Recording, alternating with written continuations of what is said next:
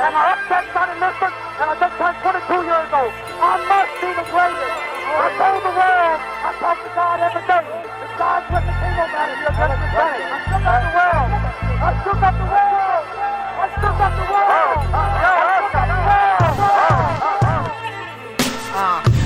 I said, can I be a legend? Search your soul and answer me this question. Do you think I have what it takes to be great, but still be humble and learn from my mistakes? Shit.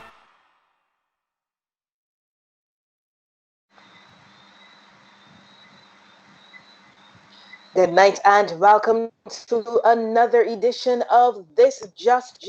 I'm Marsha Boyce, and with me, the gang is all gathered tonight. We're talking all basketball. A lot is happening in the NBA as we gear up for the start of the new season. So first of all, let me welcome everyone. Good night, Justin. Good night, Neil. Everybody's good?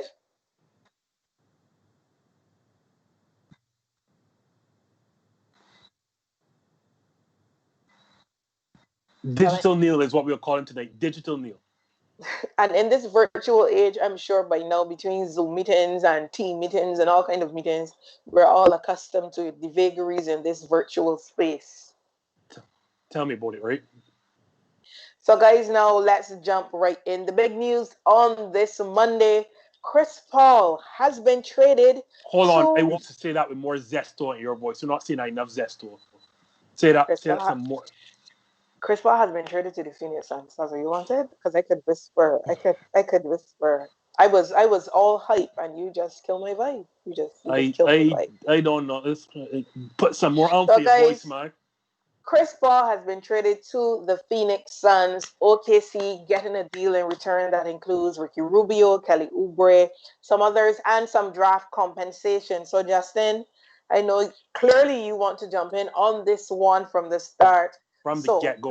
This acquisition of Chris Paul, are we now going to see the Phoenix Suns being considered NBA title contenders? Hold on. Of course, as you remember, we had a good friend on the show, none other than Phoenix Suns general manager James Jones on our show. And he did say, and I had to look back today in my congratulations post to him, he did tell us, remember, Neil and Marsha, that the only way, or you don't have to build a contender through free agency. Remember, he said that. And look what James has done. He's gone and traded for Chris Paul. So first, congratulations to James Jones, our very good friend on the show. So let me quickly answer, Marsha. It doesn't make us, guess I'm going to use us in this context now.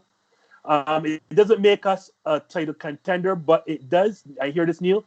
We are an automatic lock for the playoffs. Neil, you can write that down for Justin Marvel guarantee.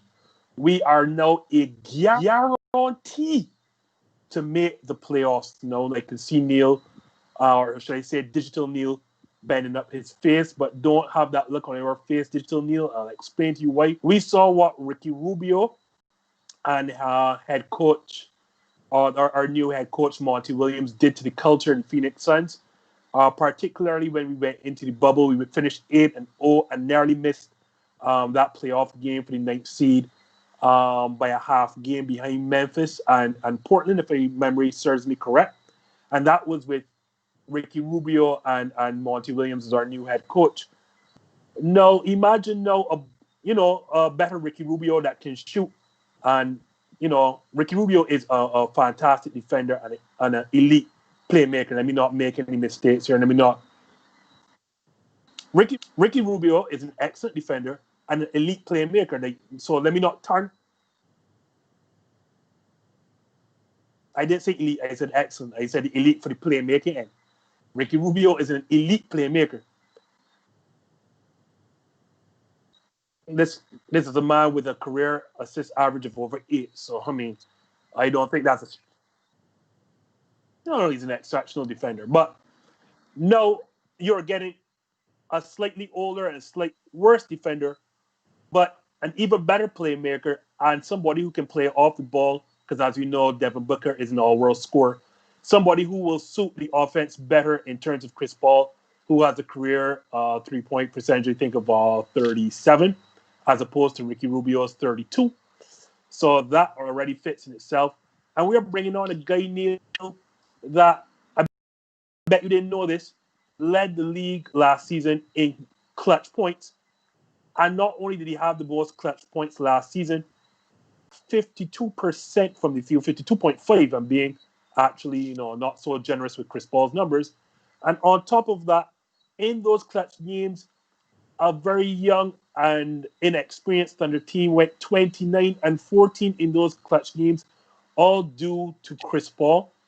If we're getting that upgrade to Ricky Rubio on a team that has Devin Booker, who's a first-time All-Star, a team that narrowly missed the playoffs or the play-in game last season, yeah, I can't see us not making the playoffs, all because when you look at the position in the West, you have obviously the defending champions, the Los Angeles Lakers, the Denver Nuggets. No, you all said my Suns blasé. So the Los Angeles Lakers, same Pacific West Division. So yes, Los Angeles Lakers, the Los Angeles Clippers, the Denver Nuggets, and I would say the Utah Jazz, because we're going to touch on the situation, the Houston Rockets, potentially trading both their superstars. Maybe the Dallas Mavericks. Those are the only 5 teams I can say right now, Neil, by roster that are decisively better than the Phoenix Suns. So yes, Marsha boys. Oh shoot! Oh yeah, and the Golden State Warriors. My apologies. So let's run that list again. The 2 LA teams: Golden State Warriors, the Denver Nuggets, the Utah Jazz, and maybe the Dallas Mavericks, because we don't know. Kristaps Porzingis is expected to miss the early part of the season. So by rights with Chris Paul, Devin Booker, and DeAndre Ayton, who, by the way, I want to touch on quickly. He averaged 18.5 points and 11 rebounds last season. I think Chris Paul's addition is only going to make him better, for as good as those numbers sound, and a block and a half last year. I've lamented the fact that I think for his size, his strength, he doesn't use those to his advantage. Like, he sells a lot of jump shots. He's for lack of a better term, a softish finesse player. And I think Chris Paul's experience, Chris Paul's rugged demeanor, and his ability to throw lobs at the ring for big men and set up easy baskets for big men, I think you're going to see DeAndre Ayton become a first-time All-Star next season. So, Neil, with 3 All-Stars, I do think that the Phoenix Suns are a lock, and you heard it here, a lock to make the playoffs this upcoming season. Neil, do you share his certainty? Because, as he said, they are a lock. There's no way, according to Justin Marvel, the Phoenix Suns will not be making the playoffs next season. Well, this season, rather, but next year.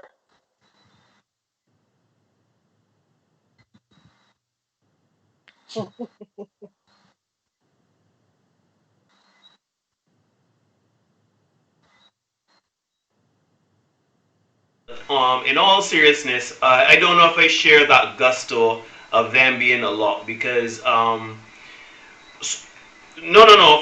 First things first. Let's be honest, right? I would say that they did play well in the bubble, going undefeated, and they do have the pieces. Devin Booker is all-world. He did mention DeAndre Ayton. Aaron Baines is a very good man in the pick and roll situation. Javon Carter, he is very good in the pick. As a backup point guard. So I mean, they have the pieces to be a lock, because we've seen Portland faltering at that 7th, 8th position, and then we don't know what they're going to look like going, because they can't ever seem to stay healthy in the back half of the back 9 of the NBA season. So it's really to see if they can sustain their play, because they start off pretty good, and then All-Star break they kind of falter. So I mean, I can understand why Justin is saying, in all seriousness, why they're a lock, but I don't know if I'm so sold on it, simply because the West is always going to be hotly contested, right? Even though you said that the Dallas Mavericks is going to be missing Kristaps Porzingis, they still have Luka Doncic, and they still do have the pieces to get those wins in those 50-50 games. So I still think it's going to be a very competitive West. The Phoenix Suns are going to be better, obviously, with Chris Paul. The only other question that would have me wondering if they're a lock or not is that, yes, Chris Paul can get the best out of those pieces, but are those young players open enough to that level of guidance and mentorship. Because as we mentioned in our live show a few months ago, my one thing with the Phoenix Suns is their maturity level. Yes, Devin World is all world. DeAndre Ayton, he's a second year, third year player. Javon Carter is another second, third year player. Aaron Baines, he's a veteran, but even then, he doesn't have much experience under his belt when it comes to to having a personality like Chris Paul at the helm. Chris Paul demands a lot. Now, yes, we saw success with the OKC Thunder last season, but we saw that those pieces, they're open to mentorship. They're open to being professional and open to getting the best they can out of their play and be professional. Can we say that for DeAndre Ayton? Can we say that for Devin Booker? I mean, some of these stories we were hearing coming out of their locker room last season. Last season before the lockdown, and even after the lockdown, in terms of their maturity, things that they were getting into off court. Those things, I wonder if they're going to mesh with Chris Paul, because Chris Paul is no nonsense, especially in his twilight years as an NBA point guard. He's looking right now to either make the playoffs and make some sort of disruptive noise, B, bolster his career, his stats, to make a true case for a Hall of Famer first ballot, which is a lot in my opinion, but yeah, that's a lot. And then of course, he's also kind of bolstering his resume so that after this season, who knows, the man might decide he can go to a championship level team, or that is a piece away from making it to the mountaintop. So I don't know if I would say it's a lot. I mean, they do improve with Chris Paul. They got rid of Kelly Oubre, who, even though he's a very good scorer, he's a lame duck with all the injuries that he's been mounting up over the last few years. I think he recently had, what did he tear? I think ACL or PCL, one of those two.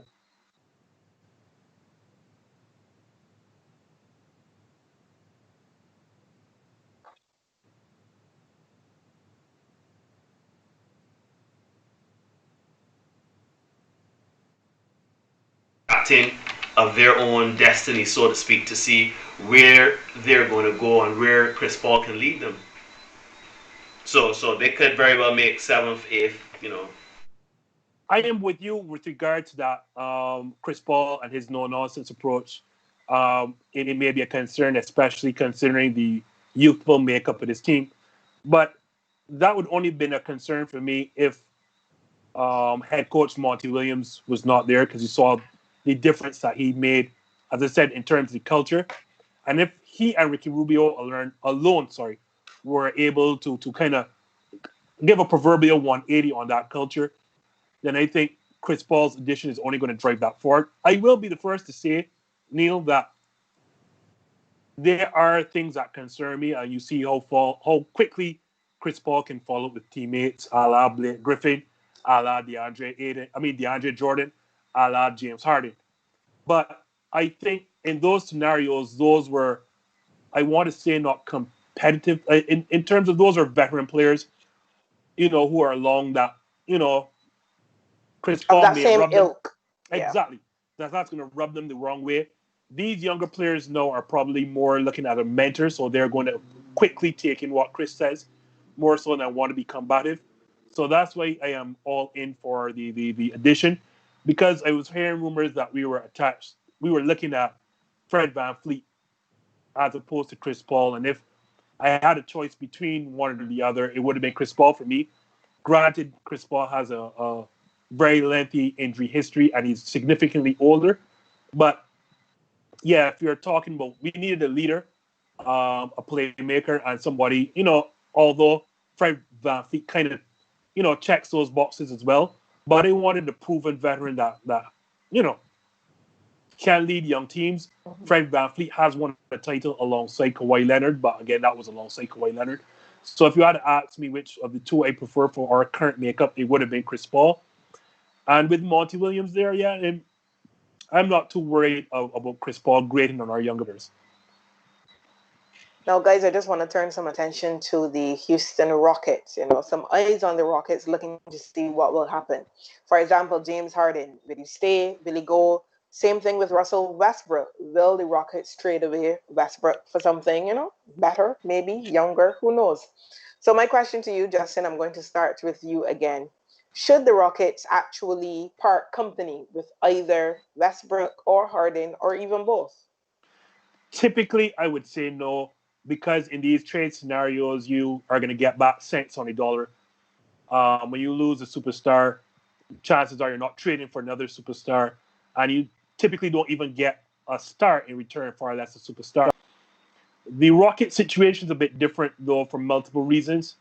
I mean, first thing first, both superstars, although not directly, have made it known through their agents that they're not happy in the direction in which the Rockets are going.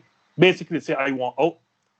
Russell Westbrook clearly does not want to play with James Harden anymore because he wants the ball in his hands. And I can't blame him because he's played his entire life that way. James Harden, he's lost his coach that has made him a lot of what he is in that Mike D'Antoni, and also the GM who also believed in Daryl Morey, who set up that small ball and then went further into micro ball. He's now gone. So I think James Harden in this stage of his career, I think 31, 32, is not about a rebuilding process, especially if Russell Westbrook goes. So he wants to go to a contender. And what's the sense now of keeping those two players, especially when you look at owner Tillman Fertitta? He's already started to show that he's a bit of a penny pincher. Both men, I think Harden is owed 3 more years, $133 million left on that contract, and Russell Westbrook is like 3 years, 132. So that's a lot of money for players that are not going to deliver a title, because we saw how badly they were beaten by Neil's Lakers. If it was just them, then maybe I would say, like, I'll give the new coach a chance to make this work. But then now you're hearing rumors of the role players also having issues. PJ Tucker is upset over his contract status.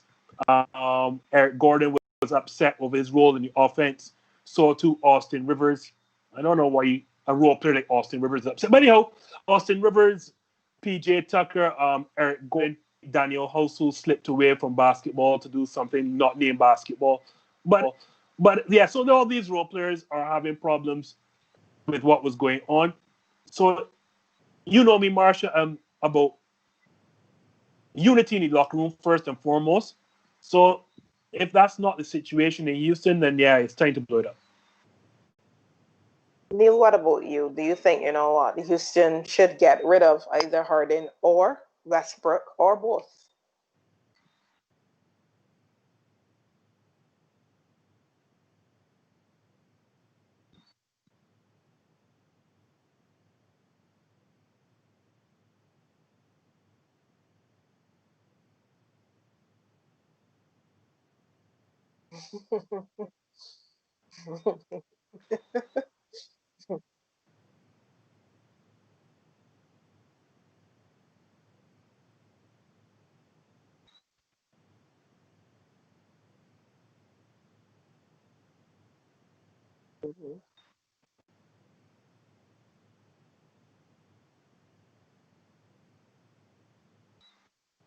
Stuffer, right? So, you know, back to your Some of them just assume that the other one would have, taken a step back. Yeah, I don't know why, like, you're supposedly good friends. Why not have these conversations, in off season? Sit down in the man's house by the pool, because these are rich gentlemen that we're talking about. Hold a drink and talk these things through. So I don't know. Yeah, I don't know, but anyhow, I would say that I think that the Houston Rockets really do need to blow it up. I mean, they've shown that they're going in a different direction, and they're doing away with small ball. They've got rid of the GM. They've gotten rid of D'Antoni. Um, I think it's time to go away from the small ball. I think that I saw a rumor saying that James Harden was looking to go to the Nets of all places. But anyhow, we can address that further down the show. I think it's time to get rid of anything that is not named James Harden or, you know, Hakeem. So you're going to get rid of both of them. No, he said. So you're suggesting that you're keeping James Harden. That's what you're saying.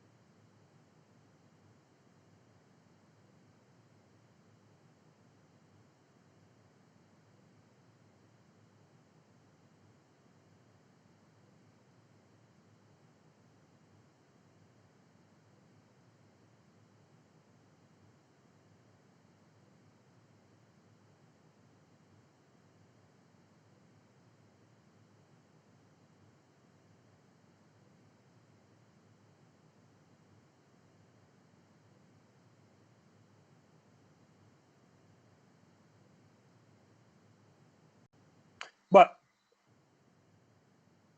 no, no problem.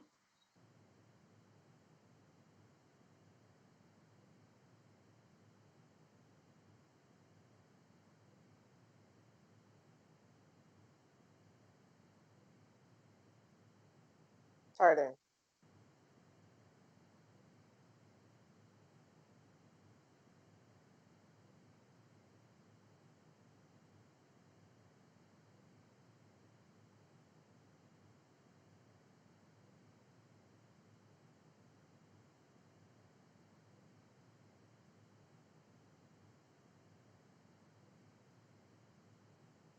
No, no. Eric Gordon. But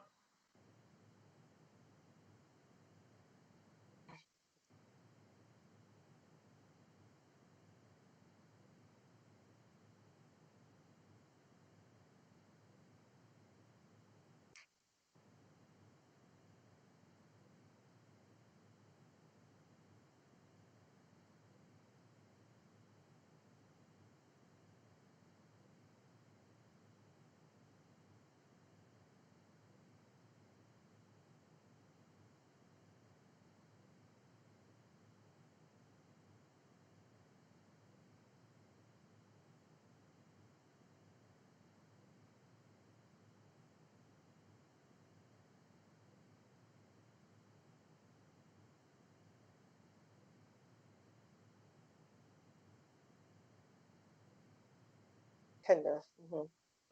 so that's what I want to get to. I was hoping that you'd get there, Neil. But Digital Neil took a while, and I think that is a bit of a. No, I'm just joking. And here's my problem. It's a bit of a light. And the reason I say that, we've had now 8 years of James Harden in Houston. No, albeit it has been exceptional, because he's a two-time MVP in the regular season, and by arguments, if I was, he'd probably be a four-time MVP, because the first year that Steph Curry won his MVP, I lean more towards James Harden.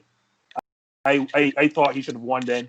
And then the Russell Westbrook triple double year, the first of that, when he won, with the OKC being, again, as I think they were sixth or seventh. He won that, and they had a problem with a six seed getting an MVP, and they would have given it to James Harden then. So by my rates, James Harden should have been a four-time MVP in the league, and those don't really walk about. And this is a guy who's like probably averages in Houston, think about around 28, 7 and 7, or something close to that, and has scored over 30 over the last 3 years.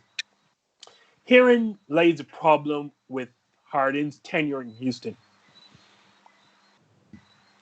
You blamed Dwight Howard. He said he no longer wanted to play with you, and he left.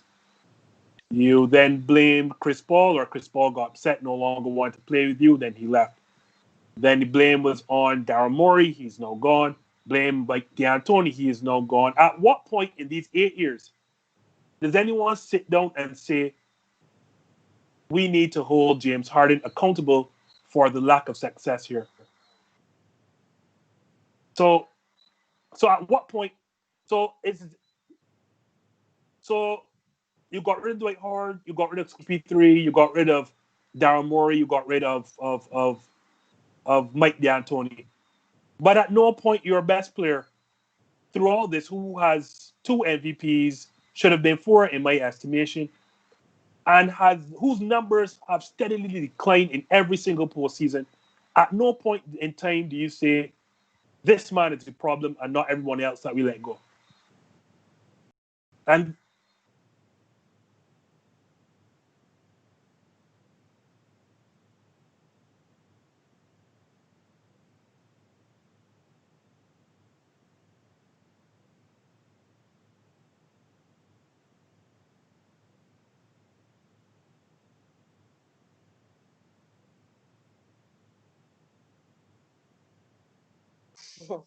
well, that's what I'm about to say. So that's no more of small ball more so than James Harden just doing James Harden things.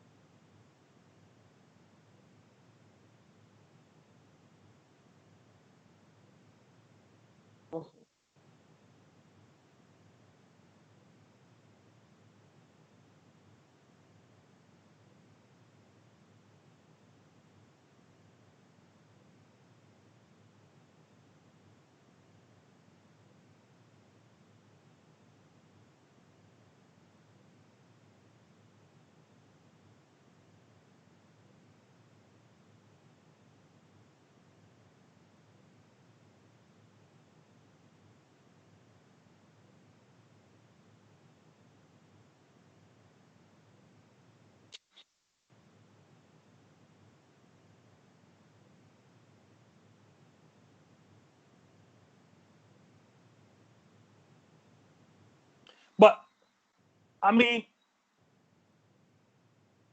we're gonna get to that shortly, so don't jump the gun. Don't.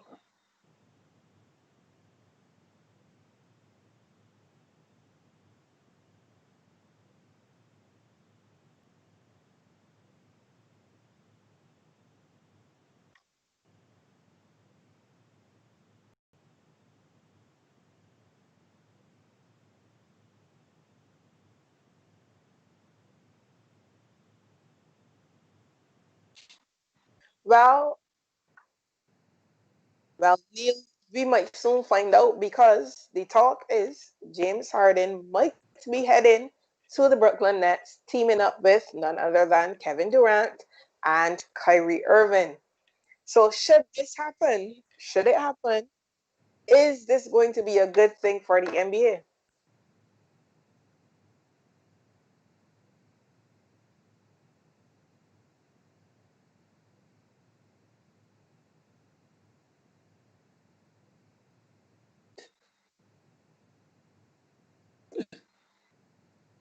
Look at a potential James Harden, was it James Harden, Kyrie Irving, and Kevin Durant. They only got one basketball, people. If you think that Russell Westbrook and James Harden was fighting for basketball, I don't know what Kyrie Irving and James Harden can do.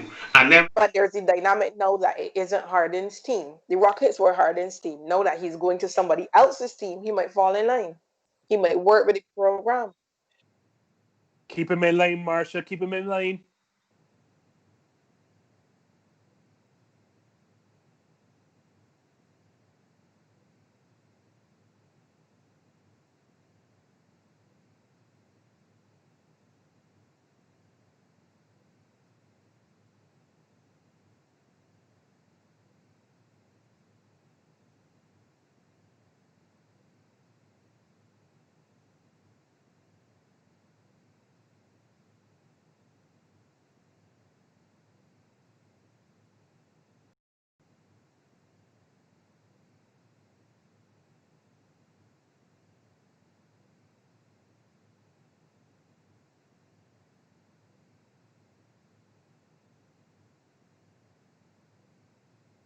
You never know. The allure of wanting to win, or I should say, the desperation of wanting to finally win a title, might cause that ego to take a back seat.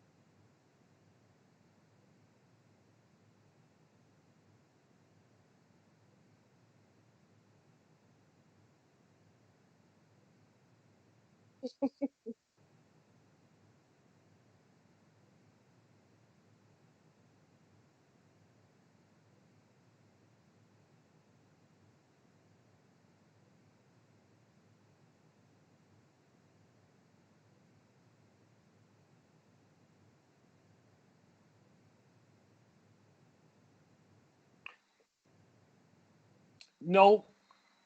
Well, I could understand where Neil is coming from. Marsha did ask if it did not ask if it was good for the Brooklyn Nets. She asked if it was good for the Indeed. NBA. That's what she asked. So, Semantics. The king of semantics, is he? but that because I was about to say that is what Marsha asked. Marsha didn't ask me if it was good for the Brooklyn Nets. That is not the question posed. So, if is it good for the NBA? Of course, it is, Marsha. And this theory about I'm gonna call them haters or armchair analysts not liking, team ups. The NBA has always been a Another super start of team. the the NBA has always been driven since it has started becoming a number.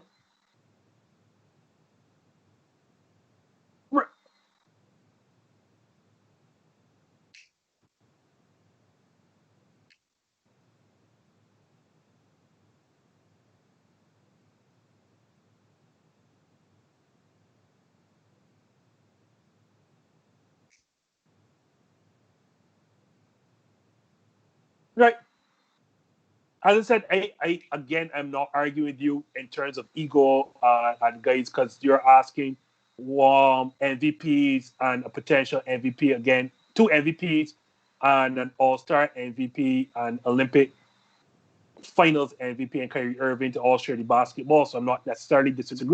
But again, since NBA has become a huge TV earner, huge deal on TV, we have seen Magic Johnson, Kareem Abdul-Jabbar, and James Worthy in the Los Angeles Lakers. We have seen Larry Bird, Robert Parrish, Kevin McHale in Boston. We have seen another Boston big three in terms of Paul Pierce, Kevin Garnett, Ray Allen. We saw LeBron James, Dwayne Wade, Chris Bosh.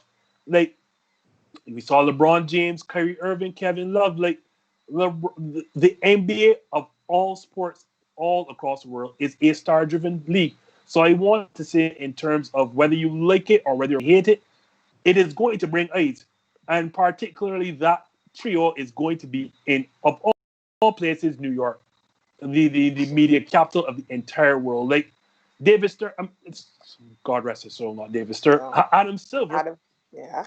It's going to smell all the way to the bank. I'm not going to suggest that he's going to do things behind the scenes to make it happen, but I'm almost certain if he had, whether he had a choice in the matter and say, well, whether he prefer James Harden to go to Brooklyn Nets or somewhere else, I'm quite certain that he wants to see him in Brooklyn. Like, this is what it is. Like, you want super teams for marketability. This is not the NFL that goes like by regions. Like, you could say, well, this team is in Chicago, so we back that, and the city backs you. No, this is a star-driven league.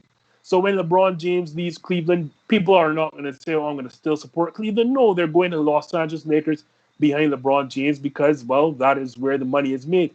So when you have three certified stars in Kevin Durant, Kyrie Irving, and James Harden sharing one very small floor in Brooklyn, whether you love it, whether you hate it, the team will be polarizing. The media is going to eat it up no matter what they do. If Kyrie Irving barely has a small frown on his face, that is going to make national news. This is a dream come true, and particularly for NBA that lost a lot of money last season because of COVID. Obviously, you're out of arenas, the fans can't be there. Then you have to pay money to go to Disney World, and then on top of that, you had to compete with the NFL starting and all other sports as well. King NFL, and then baseball playoffs. You couldn't have asked for a better move. No, if you ask me, if this is good for the Brooklyn Nets, I still say yeah, because give me James Harden more so than Caris LeVert and Spencer Dinwiddie and Jarrett Allen. Whether we think it's a fit or not, Neil, superstars win titles. LeBron James.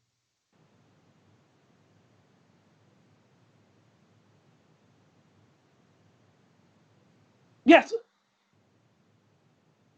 Like,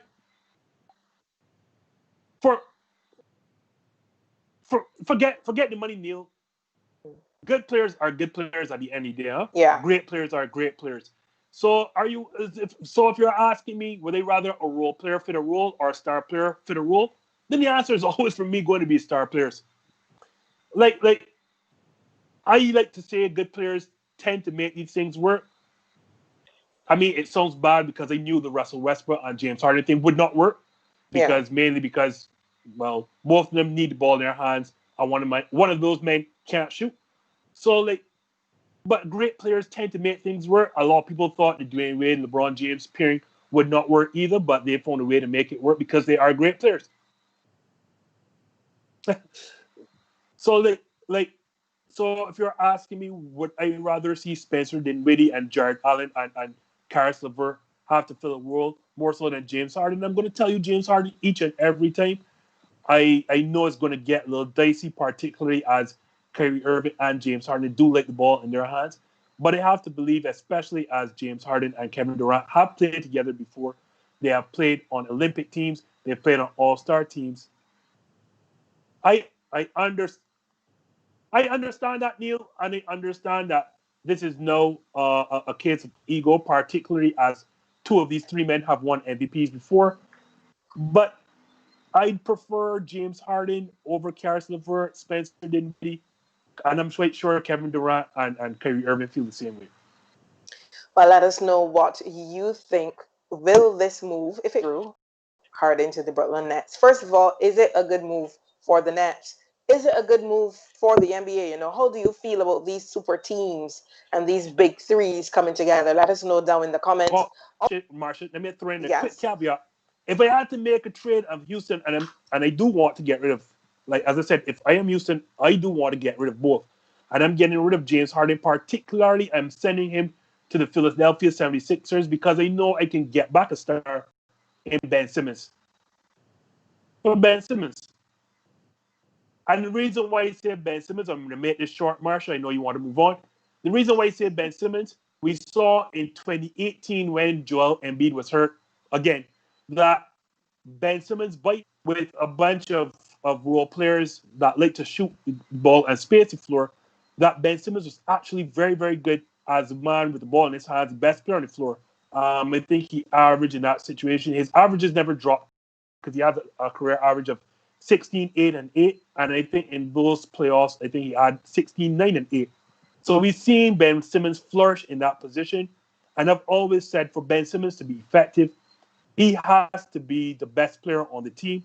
So the ball is in his hands because we know he does not want to shoot and he cannot shoot. And thus he cannot be with a player where he has to play off the ball. So guys, no, actually, let me set this up because the next question was really going to be, you know, what other potential trades would you like to see, or you know, any players going to any different franchises? Well, that's it. So go right ahead. So yeah, I want right.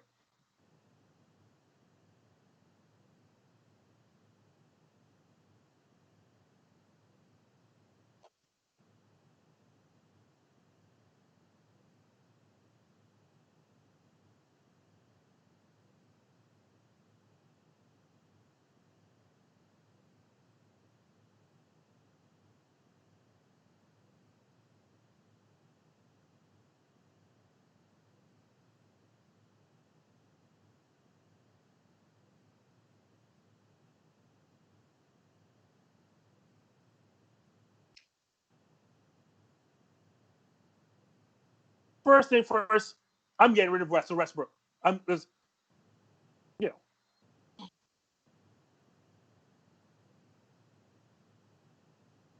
Right, yeah, so remember when Marsha asked me, I did say that I'm getting rid of both. That's where I started. So if I have Ben Simmons, it is not that Ben Simmons is there with Russell Westbrook.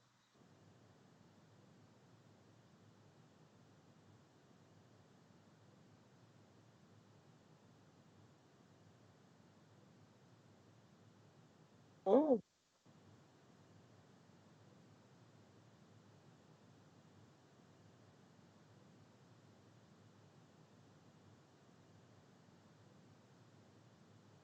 There's there.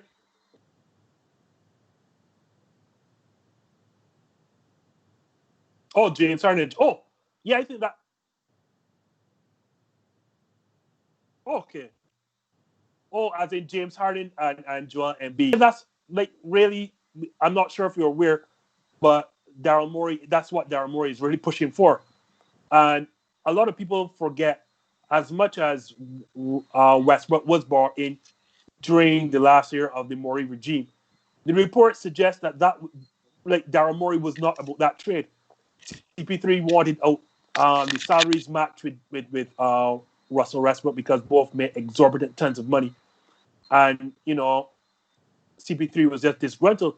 But make no mistake, Daryl Morey was never about Russell Westbrook, so he wanted to keep the guy, the center you mentioned, Clint Capella. So it's obvious that if he goes now to Philadelphia, he will try to recreate that situation. And the reason they got rid of Capella is that they couldn't make Capella work with Russell Westbrook because obviously Westbrook can only score in one area, which is the paint, and that is where Capella was occupying. So yeah, I can see a situation, and I think it works perfectly. That's why I mentioned Philadelphia, because I think it's a win-win in both scenarios. Like you get out from under Harden's contract, you move on because clearly 8 years of Harden has not worked. Granted, you've got into 2 conference finals, but really it was championship or bust when you pay James Harden that supermax deal. So you move on from James Harden, you get a star to replace, and you don't know what Ben Simmons can become. He arguably could become a net superstar. And Philadelphia gets what Daryl Morey wanted all along in Houston. He gets his star guard in James Harden, and there will be no doubt who's the best player on that team. Although Joel Embiid was there first, it would be James Harden's team. You have the ultimate role, pick and pop teammate in Joel Embiid. You have a guy that protects the rim and can score and does not, require the ball in his hands, nor does he mess up the spacing for James Harden. And the chemistry will be there. Like, I think it's a win-win for both teams, and the basketball purist in me wants that move, but the entertainment guy wants to see James Harden in Brooklyn. In Brooklyn.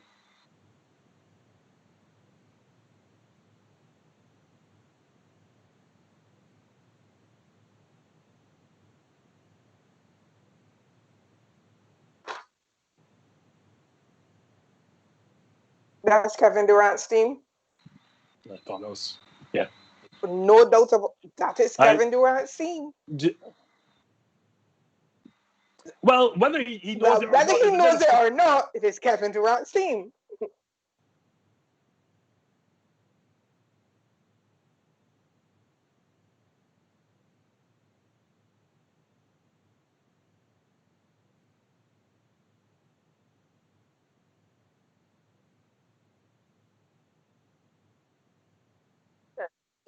Kevin Durant is out there hiring coaches. This is Kevin Durant's team. I think Neil kind of forgot this here, right? Like, yeah, Kevin Durant is.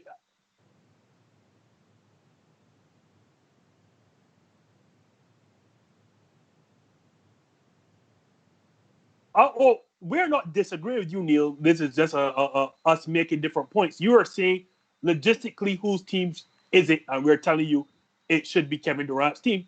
Right.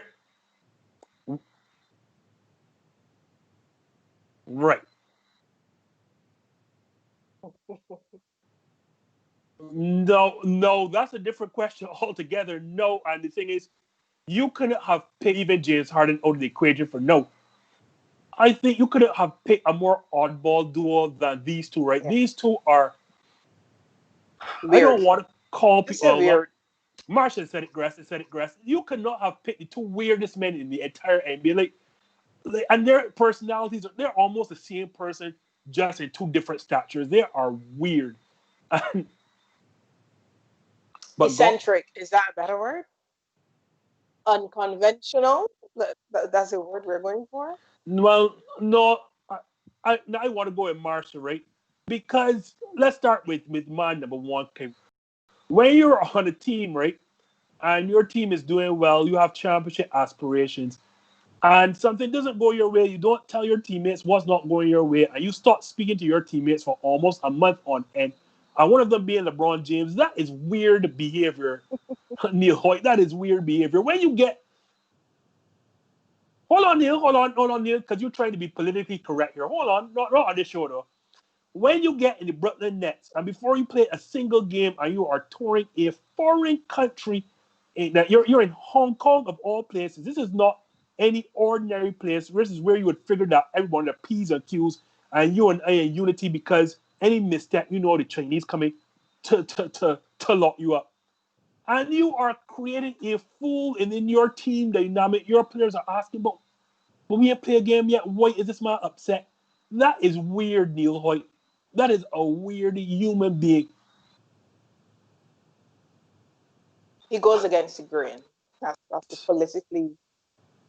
politically correct way to say it. Yes. And then when the next man then tells you, so man number two, who the team really should belong to, when then man number two has a Golden State, but is busy with his off court time setting up businesses in New York, and then I mean multiple businesses in New York, and then the reporters doing their job sit down and say, well, it looks like you are angling to leave to go to New York team, and you get upset at that reporting, and then leave and go to New York team other ways. What am I to call you other than a weird man? You get upset. This is the same man that turns Let out us and not has a forget the burner accounts. Let us oh, not I'm going forget to the get there, burner but I'm not going to hold on. I'm accounts. going to get there. This is the same man who has who makes a ton of money in off-court endorsements, and then gets upset when reporters report on these things because they should be talking about only basketball. What? And then, as Marsha correctly noted, goes and has burner accounts and talks to himself back and forth via said burner accounts on Twitter. No, Neil, the only Hopefully he has word matured since the burner account days. So hopefully. Marsha, if you come up with a burner account, it is not for a lack of maturity. It is for a lack of just normalcy. In today's world, people may argue that having a burner account is normal, but that's a whole entire discussion. On quickly aside,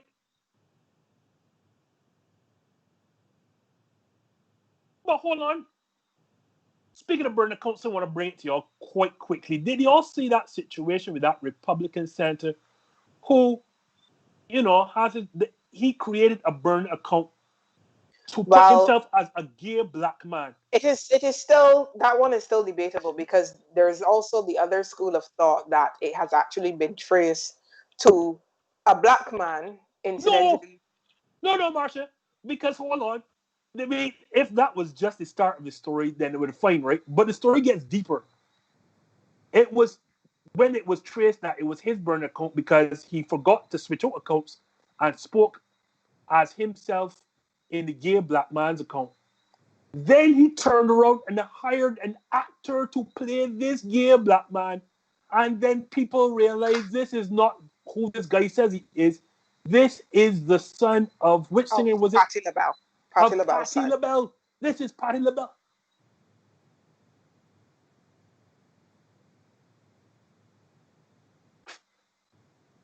Well, fair That's an enough, but entirely different rabbit hole.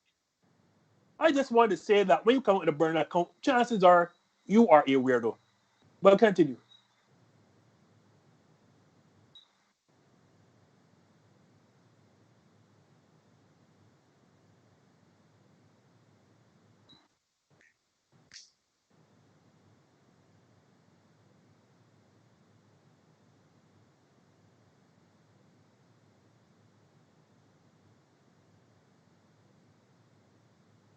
Boy.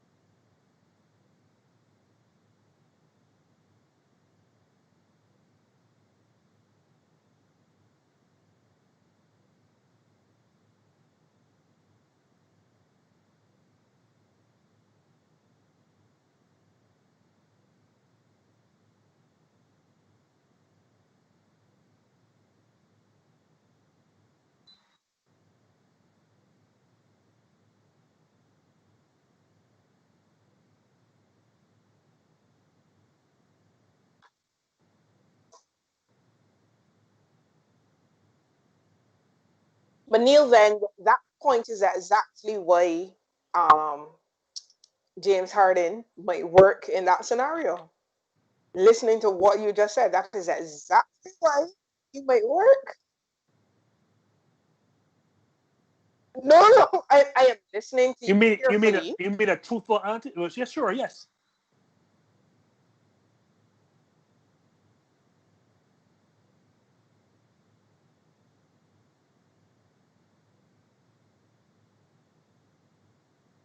But you're saying no, when it comes to legacy building, etc., that might hold even more sway. So it is a possibility.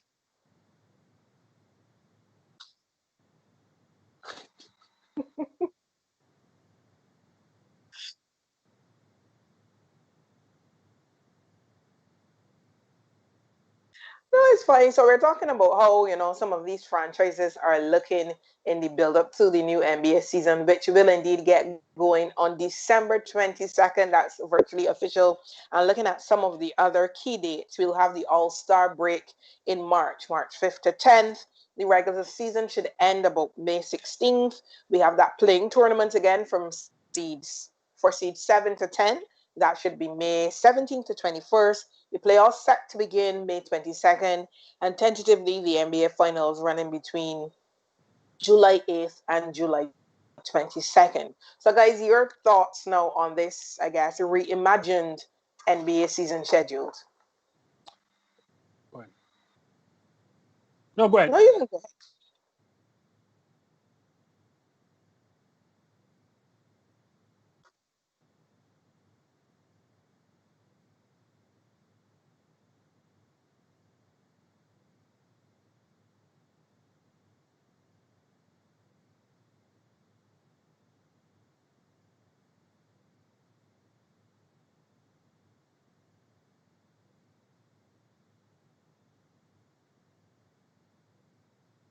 Basketball in the summer. We loved watching it, from essentially 12 to 11 at night. We loved it.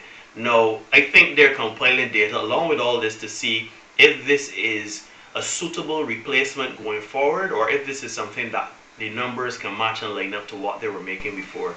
I have no problem with it. We all knew that the NBA season was going to come back for Christmas. We knew that they weren't going to play any less than 65 games. So it's all a matter of just working out and fine tuning how things go. I am even wondering if it will ever go back to that normal schedule if the world returns to some semblance of normal in terms of the pandemic being under control and fans can now re-engage in arenas and everything like that. I wonder if we're going to even go more virtually and you'll see the prices reflected as such, where instead of, for example, you pay a lot of money in the arenas. You may find yourself paying a lot to get certain benefits virtually. Like we saw the courtside, I think it was Michelob. They had the courtside seats and everything like that. I don't know what the prices were, but I mean, I think you're going to see those types of things come into play. And I'm here for it. I love it because um, you have to adapt to the changes, and Adam Silver has shown, and the NBA has always been a league that adapts to the times. That's why they're so successful. That's why they have so many eyes, and they're so popular worldwide. So it's going to be interesting to see how this season plays out. If it is going to be something that can be carried forward when everything kind of returns to some semblance of normal, and it would also be interesting to see if it doesn't, what they will take away from it. Because even though they return to the 82 game format, they may keep the playing format. We also want to see, remember they were talking removing conferences and just have seeding 1 through 16. I am actually interested to see if they're going to trade that. Probably not this season if everything is still up in the air for another year, if they're going to trade that going forward into 2022. So there's so many things going on. I like it. I love it. It gives the NBA an opportunity to kind of reimagine the NBA season that we've been accustomed to for so many years. And from as far as everybody's concerned, everybody's open. They just want to watch basketball, from the purists to the fans. So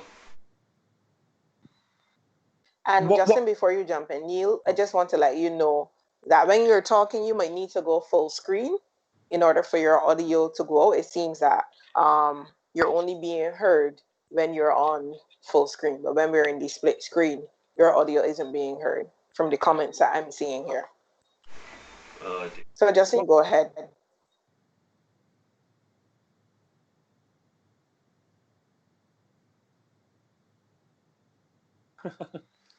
Well, I was just about to say everything like what he said. That's what I was going to say. But apparently, I can't say what he said, so I have to say what he said. Yeah, it's almost a situation like they have no choice, so we have to go along with it. This is the time now to try new things. The playing tournament, by all reports, was a success, even though it was just really 2 games. But the reimagining of a playoff tournament with a play-in tournament, with 7 to 10, I think that's going to draw even more interest. It's like almost a semi-playoffs before the start of the playoffs. So I think you're going to get more eyes, and you don't have to compete with NFL for sure. So I like that. I understand not having an all-star game. I know there's the all-star break, but the situation is what it is with the coronavirus. And, I think more so not having an all-star game has to do with, I think, the layoff, the very short layoff, especially for the Lakers. And the giving Heat players a break. Yeah, that's only a 71-day break for them.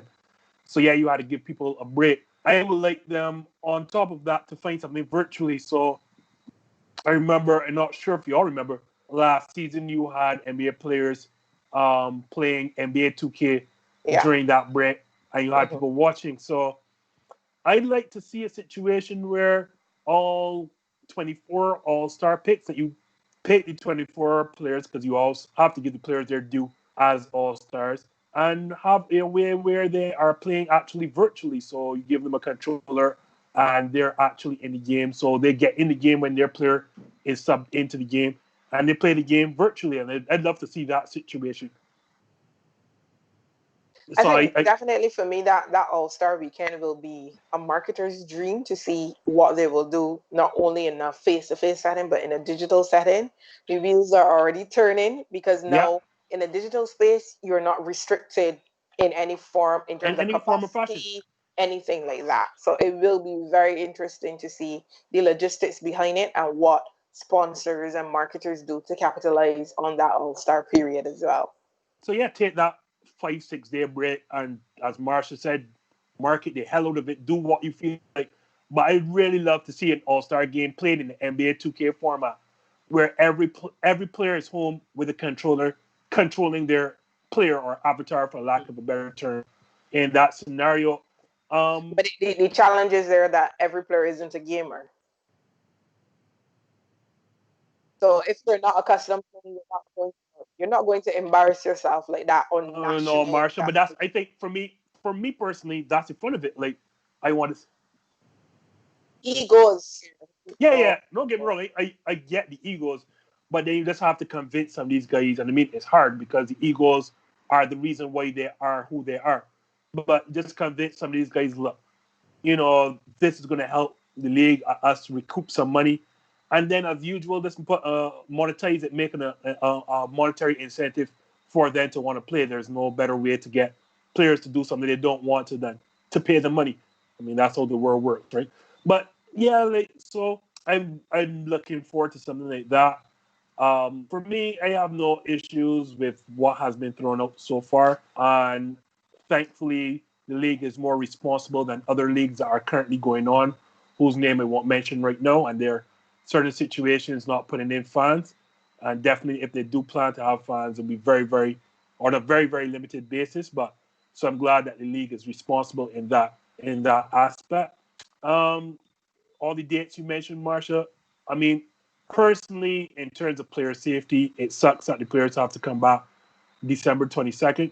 But the reality of the situation, after losing so much money last season, and in terms of time away, market share with TV rights, and also not being in your own stands and not having fans in the stands, and having to pay Disney all that exorbitant amount of money to use their ESPN Wide World of Sports complex. I think I got that name right.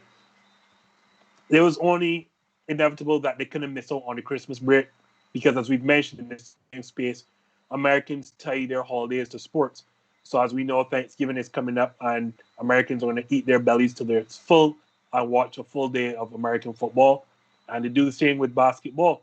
You get your Christmas lunch early, and then you sit down in front of television for 5 or 6 games. And the NBA just could ill afford to lose that money. I think we threw out the figure $500 million to $1 billion US. Now, I don't know how Neil is set up. I know Neil lives in a very wealthy community, but I can't afford to leave $500 million, $1 billion US. I don't know how, I can't speak for Neil Marsha, but I, Justin Marvel, cannot afford to lose $500 million. So, or 10.